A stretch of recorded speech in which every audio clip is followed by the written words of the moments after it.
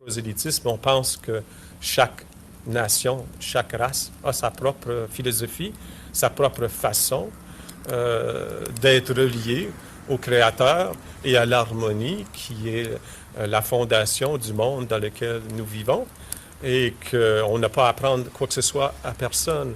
Mais devant la confusion totale de l'être humain qui a perdu ses racines, qui ne comprend plus que la terre est sa mère, que le soleil est son père, que les arbres, les animaux, que les pierres sont ses frères et ses sœurs, qu'il a donc perdu le sentiment d'unité qui doit le rattacher au monde créé, devant cette perte donc d'identité qui est très profonde, qui fait qu'on voit des jeunes se suicider parce qu'ils ont perdu un sens à la vie, qui fait que l'homme peut polluer son environnement. C'est une inconscience de ne pas comprendre que les eaux, par exemple, de la terre, la rivière qui coule, le ruisseau qui recoule sur les roches, qu'en fait, c'est le système sanguin de la terre-mère et que nous sommes un avec la terre et que si on pollue la terre, on pollue l'eau de la terre, on pollue donc notre propre sang du même coup.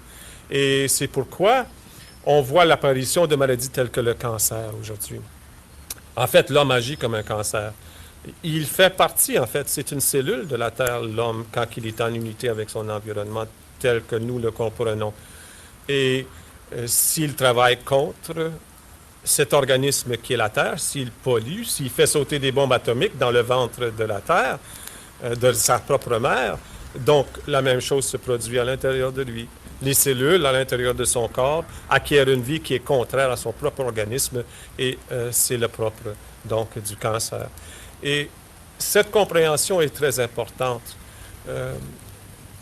Notre enseignante vénérée, Dahani Iwahu, elle a donc regardé les enseignements spirituels que nous portions. Et elle a élaboré un enseignement qui pourrait s'adapter à toutes les nations. Un enseignement qui pourrait être pratiqué par tous les peuples, peu importe lesquels. On a retiré les secrets de clan de ces enseignements. On en a fait quelque chose qui était facile à comprendre. Et ce que nous remarquons, c'est que les gens, en pratiquant ces enseignements-là, ils sont en mesure de raffiner les portes de la perception que tous nous portons. Notre être, naturellement, peut parler avec les arbres, peut parler avec les animaux, peut parler avec la terre, peut parler avec les pierres. C'est quelque chose qui est naturel à l'être humain. Souvent, les gens me disent, mais c'est quelque chose de surnaturel. Non. Ce qui est surnaturel, c'est la manière dont les gens vivent aujourd'hui, où ils ne sont plus en mesure d'entendre les voix de la nature. Si vous observez, par exemple, une vallée avant une inondation ou avant un tremblement de terre, 3 ou 4 jours avant, tous les animaux quittent la vallée. Ils le savent parce qu'ils ont entendu la voix de la terre. Ils savent qu'est-ce qui va se produire. Le seul qui est assez bête pour rester là, c'est l'être humain. Pourquoi? Parce qu'il n'entend plus les voix de la nature. Un sage de nos nations, une fois, a dit que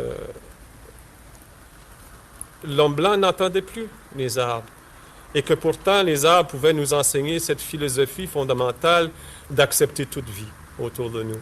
Parce que les arbres, ils acceptent de rester toujours au même endroit et ne chasseront jamais aucune forme de vie qui vient se percher sur leurs branches ou qui vient picorer dans leur bois ou qui vient se nourrir de leurs fruits ou de leur écorce ou même de leur bois.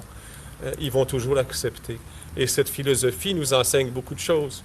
Parce que l'arbre, c'est la structure même de la colonne vertébrale de l'être humain. C'est cette capacité de prendre l'énergie de la terre et de l'énergie du ciel, et de la donner à la terre. Les endroits où on a coupé tous les arbres, les grandes civilisations qu'il y avait autrefois autour de l'Égypte, qui ont coupé tous les arbres, ça leur crée des forêts, des déserts, parce que les forêts ne sont plus là pour appeler la pluie. Alors, cette compréhension innée de notre place au sein du monde, elle est très importante. Et en pratiquant donc les méditations, les prières et les exercices qui sont issus de notre tradition, on s'est aperçu que les gens venaient tranquillement qu'à réentendre les voix de la nature. Alors, notre but, ce n'est pas d'en faire des Indiens.